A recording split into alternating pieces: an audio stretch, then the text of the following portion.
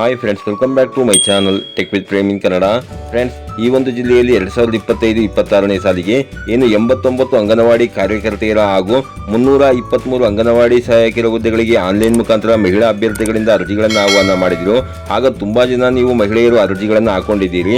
ಆದರೆ ಕೆಲವೊಂದು ಮಹಿಳಾ ಅಭ್ಯರ್ಥಿಗಳಿಗೆ ಆನ್ಲೈನ್ ಮುಖಾಂತರ ಅರ್ಜಿ ಸಲ್ಲಿಸುವಾಗ ವೆಬ್ಸೈಟ್ನ ಸರ್ವರ್ ಇಶ್ಯೂನಿಂದಾಗಿ ಆನ್ಲೈನ್ ಮುಖಾಂತರ ಅರ್ಜಿ ಸಲ್ಲಿಸಲಿಕ್ಕೆ ಸಾಧ್ಯವಾಗಿರುವುದಿಲ್ಲ. ಇದರಿಂದಾಗಿ ಕರ್ನಾಟಕ ಸರ್ಕಾರ ಮಹಿಳಾ ಮತ್ತು ಮಕ್ಕಳ ಅಭಿವೃದ್ಧಿ ಇಲಾಖೆಯಿಂದ ಆನ್ಲೈನ್ ಮುಖಾಂತರ ಅರ್ಜಿ ಸಲ್ಲಿಕೆಯ ದಿನಾಂಕವನ್ನು ವಿಸ್ತರಣೆ ಮಾಡಿ ಕೊಟ್ಟಿರ್ತಾರೆ.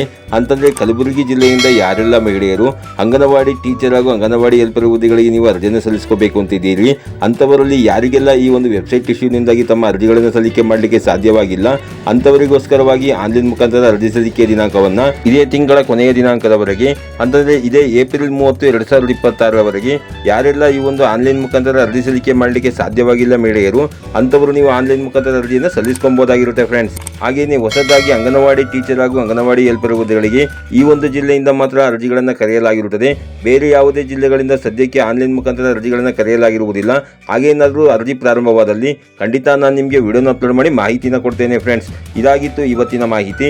ಈ ಮಾಹಿತಿ ನಿಮಗೆ ಉಪಯುಕ್ತ ಅನಿಸಿದ್ರೆ ವಿಡಿಯೋಗೆ ಒಂದು ಲೈಕ್ ಮಾಡಿ, ಕಮೆಂಟ್ ಮಾಡಿ, ಶೇರ್ ಮಾಡಿ. ಹಾಗೆ ನಮ್ಮ ಚಾನಲ್ಗೆ ಹೊಸಬರಾಗಿದ್ರೆ ನಮ್ಮ ಚಾನಲ್ನ ಸಬ್ಸ್ಕ್ರೈಬ್ ಮಾಡಿಕೊಂಡು ಬೆಲ್ ಐಕಾನ್ನ ಕ್ಲಿಕ್ ಮಾಡ್ಕೊಳ್ಳಿ ಫ್ರೆಂಡ್ಸ್. ನಾವು ಹಾಕುವ ಮುಂದಿನ ವಿಡಿಯೋದ ನೋಟಿಫಿಕೇಶನ್ ನಿಮಗೆ ಆ ತಕ್ಷಣ ಬಂದು ಸಿಗುತ್ತೆ ಫ್ರೆಂಡ್ಸ್.